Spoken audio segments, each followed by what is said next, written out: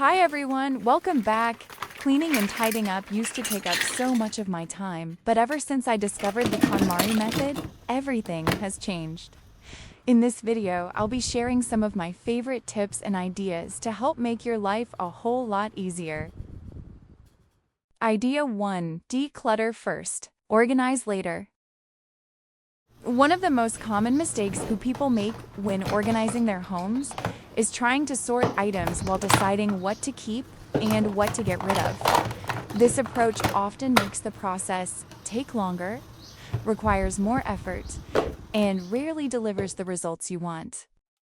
Start by removing things you no longer need, such as unworn clothes, broken items, or things that only take up space.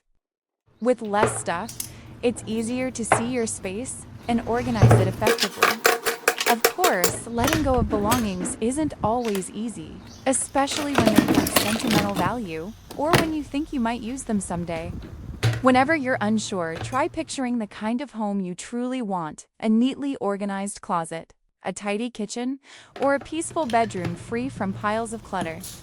Once you have that vision in mind, it becomes much easier to make decisions and find the motivation to let go of things that no longer support your current lifestyle. After you've finished decluttering, organizing becomes faster, more effective, and much easier to maintain in the long run. Idea 2. Remove visual clutter from packaging. Colorful packaging and labels can make a space look more cluttered than it really is. A simple solution is to transfer food into matching, minimalist containers. This can make your pantry and storage areas look cleaner, neater, and more organized. You can do the same with dish soap and cleaning bottles by removing the front labels for a more minimalist look. Just keep the instructions and important information somewhere accessible for future reference. Idea 3. Group items of similar size together. Items with similar purposes and sizes should be stored together. When items of the same category but very different sizes are mixed together, smaller items can easily get hidden, lost, or forgotten at the bottom of a container. For example, when organizing children's toys, instead of putting everything into one large basket, sort them by size. Larger toys can go into one basket, while smaller items like Lego pieces, toy cars, and accessories should be stored in separate containers. This prevents small pieces from getting mixed in with larger toys and makes it easier for children to find and put things away. This principle is also useful when organizing towels. Keep bath towels, hand towels, and washcloths in separate groups rather than mixing them together. When towels of similar sizes are stored together, they create neat stacks that are easier to access. Separating small and large items not only keeps your space tidier, but also helps you find exactly what you need in seconds. Idea 4. Store items vertically. This method works well for clothing, towels, papers, and documents. Vertical storage lets you see everything at a glance without digging through piles. Items are easier to access and put away because nothing gets buried underneath. For clothing, it also helps maintain shape since garments aren't compressed by heavy stacks.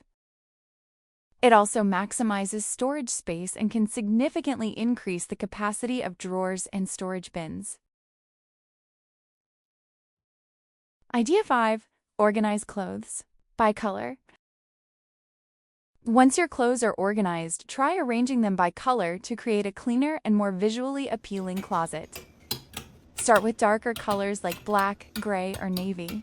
Then gradually transition to lighter shades such as beige, white, or pastels. In drawers, place darker or bulkier items toward the back and lighter or thinner items toward the front. For example, T-shirts or towels can be grouped by color to make them easier to see and access. It also helps you spot colors you have too many of or those that are missing from your wardrobe.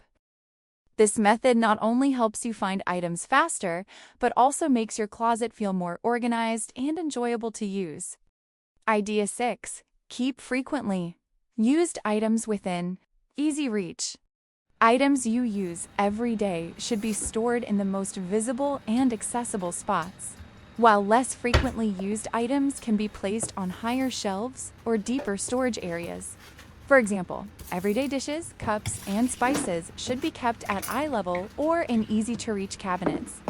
Items used only occasionally, such as baking tools or specialty cookware, can be stored in less accessible locations.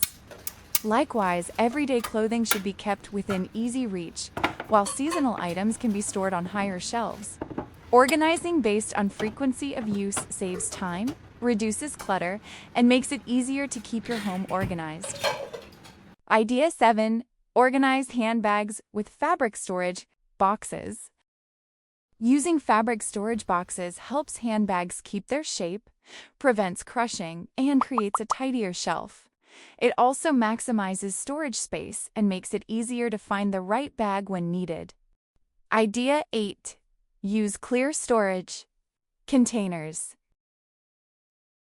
We often want to hoard our clutter in cardboard boxes, but the KonMari method suggests a completely different approach involving clear storage boxes. The main idea is that you can quickly spot things in the boxes without even moving them or taking the lids off, and the attempt to hide clutter inside disappears. Idea 9. Organize by category, not by room.